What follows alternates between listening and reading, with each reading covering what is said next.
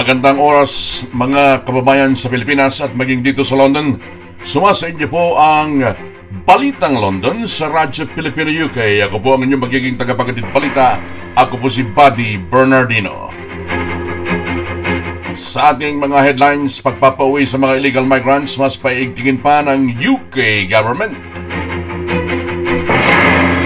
Singer Taylor Swift nagtala ng record sa dami ng dumalo sa kanyang concert. Diyan po naman sa Wembley Stadium dito sa London. King Charles dinalaw ang Southport na pinangyarihan po ng knife attack na ikinamatay ng 3 batang babae. Prime Minister ng Thailand pinaiimbestigahan ang pananampal sa isang female reporter. At mamaya po itatampok natin dito ang panawagan po ng Philippine Embassy sa mga Pilipino natin overseas, particularly dito po sa United Kingdom.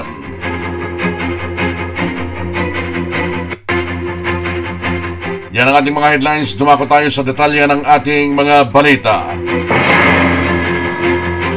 Mas pag-iibayuhin pa ng gobyerno ng United Kingdom ang pagpapauwi sa mga failed asylum seekers at sa iba pang mga individual na illegal na pumasok sa bansa. Plano mga kaibigan ng Home Office.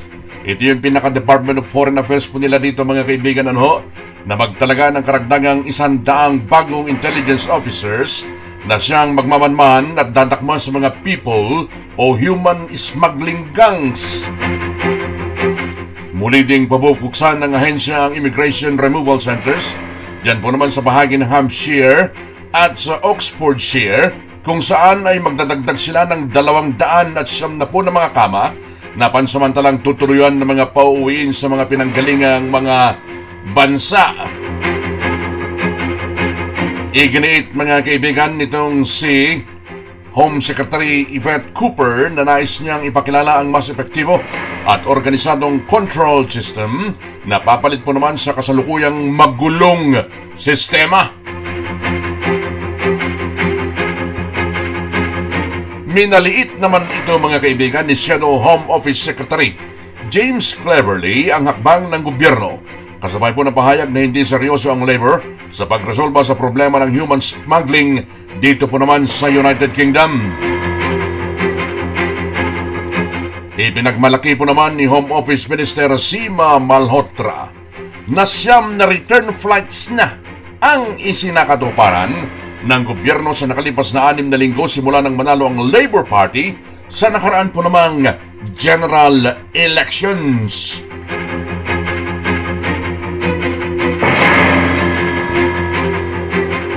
Patuloy tayo sa mga balitang entertainment. Nagtala ng panibagong record ang American singer na si Taylor Swift. Ito'y sa dami po naman ng dumalo sa kanyang Eras Tour sa Wembley Arena dito po naman sa London. Nilagpasan ni Swift ang bilang ng mga nanood sa concert nitong si yumaong Michael Jackson sa kanyang Bad Tour noong 1988. Dahil po sa 8 gabi ng pagtatanghal sa Wembley ay pumantay din ang record ni Swift sa grupong Take That sa most nights at the venue on a single tour mga kaibigan. Gumagawa talaga ng record itong si Taylor Swift. Napaka-sensational nito mga kaibigan. Nagtapos ang 8 gabing concert ng singer kagabi bilang bahagi po ng kanyang Eras Tour kung saan ay nag-perform siya sa iba't ibang bahagi ng Europa. At ang maganda dito mga kaibigan, dahil po sa 8 nights na concert po ni Taylor Swift dito sa UK, dyan sa Wembley, ay nagdulot po ito ng karagdagang 1 billion na kita ng gobyerno ng United Kingdom. So dapat magpasalamat po ang UK government kay Taylor Swift mga kaibigan.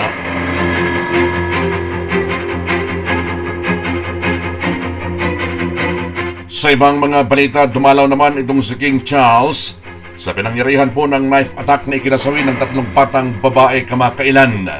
Nakipagpulong ang hari sa mga survivors at kaanak ng mga nasawi sa Southport, Merseyside.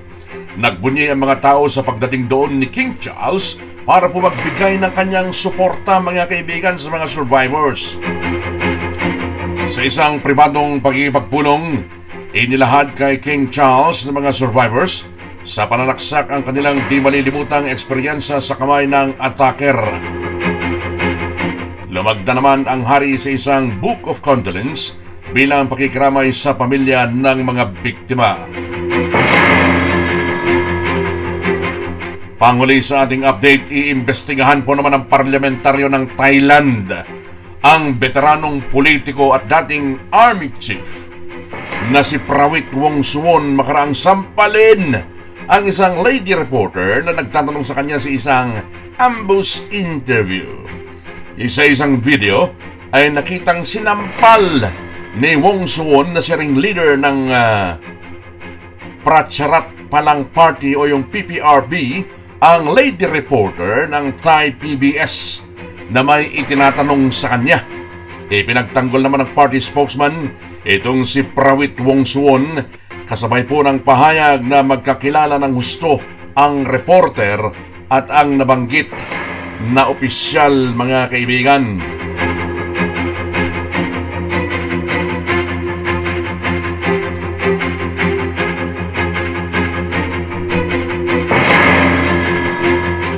Ayan, magtungo naman ho tayo sa Philippine Embassy, dyan po naman sa London, mga kaibigan. Ito, para na rin sa lahat ito, para malaman ninyo, mga kaibigan. Hinihikayat po ng Philippine Embassy ng United Kingdom ang lahat ng mga eligible na mga Filipinos. Kasama na po dito ang Ireland na magparehistro, mga kaibigan, sa Philippine Embassy bilang mga overseas voters po.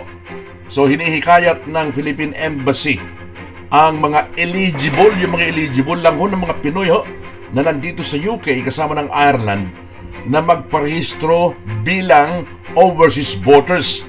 Kasi pag eligible po kasi kayo, legitimate na kayong botante, pwede kayong bumoto sa lahat po ng mga eleksyon dyan sa Pilipinas.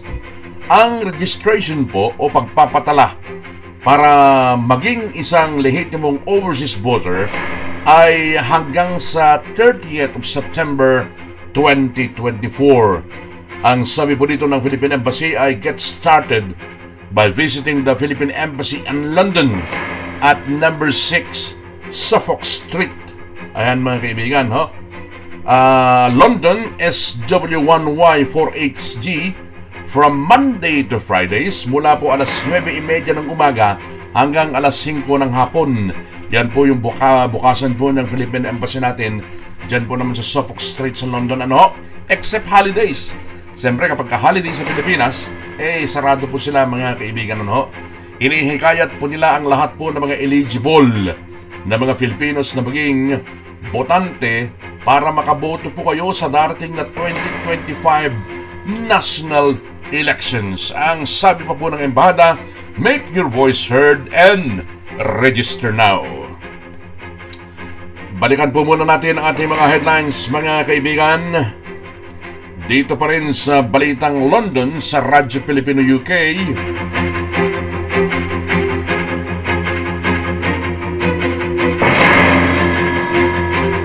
Pagpapauwi sa mga illegal migrants, mas paigtingin pa ng UK government. Singer Taylor Swift nagtala ng record sa dami ng dumalo sa kanyang concert sa Wembley Stadium dito sa London. King Charles dinalaw ang Southport na binangyarihan po ng knife attack na ikinamatay ng 3 batang babae.